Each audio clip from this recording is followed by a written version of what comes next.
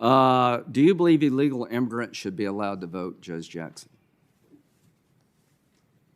Thank you, Senator.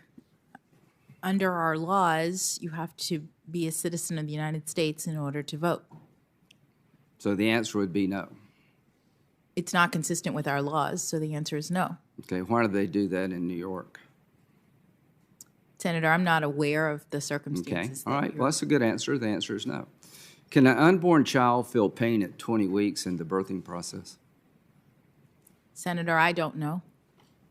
Are you aware of the fact that anesthesia is provided to the unborn child at that time period if there's an operation to save the baby's life because they can, in fact, feel pain? Are you aware of that? I am not aware of that. Well, that may come before you one day, so just keep an open mind. That's the only thing I ask you to do. You said just a bit ago that you apply the law and the facts and call them as you see them. Is that right? That is correct, Senator. Okay, and you look at the statute as the way it's written, and you try to apply it in its plain meaning. Is that correct? That is correct, Senator. Have you heard of a case called Make the Road versus McAleen? Make the Road New York? Yes. Yeah, okay. Make the Road in New York, who are they? Make the Road New York is a nonprofit that represents various individuals in the sort of immigration law field. They're a nonprofit advocacy group for immigration issues. Did you know they received large donations from the Arabella Network and from George Soros's Open Society Foundation Network? No. Okay, well, they did. Now, in that case, what was the issue? The issue in that case was a challenge to a change in administration policy concerning expedited removal, which is a policy that Congress enacted in order to expedite certain removals in the immigration system. Ordinarily, before expedited removal. Asylum cases do not fall in this category, right? Well, trust me on that because the statute says it doesn't. If a person who could otherwise be subject to expedited removal makes and has a credible fear of torture in their country, they can be and can they make that determined. Claim? They can be determined right. To qualify for regular removal rather than expedited removal. So expedited removal is a creature of Congress, folks. And if you've been here 2 years or less, the statute, the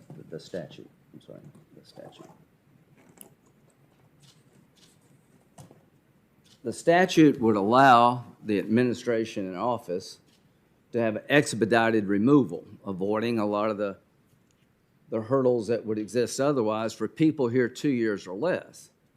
So in the Obama, even Bush years, they did not look at it in terms of applying it to everybody. Some people coming by air got expedited removal, others didn't. The Trump administration decided to use the authority given to it by Congress to remove all eligible cases 2 years or less under the expedited removal statute. Is that a fair summary? Well, Senator, I would say it differently. Well, say it differently. All right. The statute that you've put up indicates that Congress is giving the department, it says the Attorney General, but now it's the department, right. The ability to determine what category of aliens. If you've 2 years or less. Yeah, but importantly, the authority was, it was not Congress saying 2 years or less. What Congress said is you, agency, have the authority to determine what category of persons between who have been here between 0 and 24 months, Which is should 2 be. years, yeah. No, but forgive me, So- Senator, what I'm trying to explain is that the authority given to the agency was to determine what They length had of time. discretion to make that What decision. length of time? It was not the authority to deport everyone who's been here for 24 months. It was the authority to determine what length of time a person has to be here in order to be subjected to expedited removal. Here's what the statute said. The Attorney General, which is actually the DHS Secretary, may apply clauses 1 and 2 of this subparagraph to any and all aliens described in subclass 2 as designated by the Attorney General, actually DHS. Such designation shall be in the sole and unreviewable discretion of the Attorney General and may be modified at any time. Now, I've been in this business for quite a while. What the Trump administration did was to use the discretion given to it by statute in a way different than prior administrations. This advocacy group, the Arabella-supported advocacy group, tried to strike it down. You rule for them. Here's what the D.C. Circuit Court said about your ruling. There could hardly be a more definitive expression of congressional intent to leave the decision about the scope of expanded removal within statutory bounds to the Secretary's independent judgment. The forceful phrase, sole and unreviewable discretion, by its exceptional terms. Such designation shall be in the sole and unreviewable discretion of the Attorney General and may be modified at any time. To those of us in the law writing business, I don't know how you could tell a judge more clearly that the administration, the agency in question, has discretion to do certain things within the statute.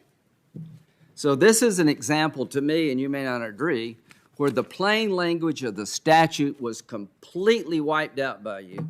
You reached a conclusion because you disagree with the Trump administration, and the D.C. Circuit Court of Appeals said, as I've quoted just a minute ago, there could hardly be a more definitive expression of congressional intent to leave the decision about the scope of expedited removal within the statutory bounds to the Secretary's independent judgment. That, to me, is Exhibit A of activism. Let's go back to the child pornography cases.